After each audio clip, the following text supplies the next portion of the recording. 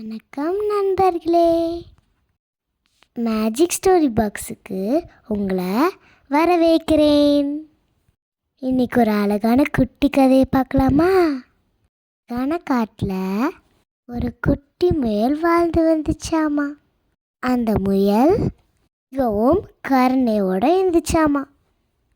ஒரு நாள் முயல் காட்டில் நடந்து போயிட்டுருக்கும் போது ஒரு சின்ன பறவை தரையில் உட்காந்து அழுதுச்சு இருந்துச்சாமா.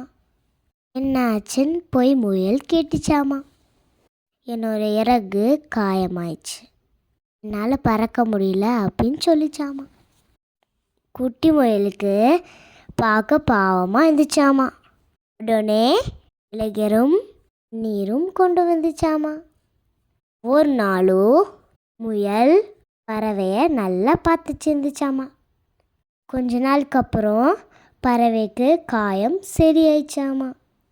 பறவை ரொம்ப சந்தோஷமா, நன்றி நண்பா, நீ ரொம்ப கருணையானவன் அப்படின்னு சொல்லிட்டு இடத்துல பறந்து போயிடுச்சா.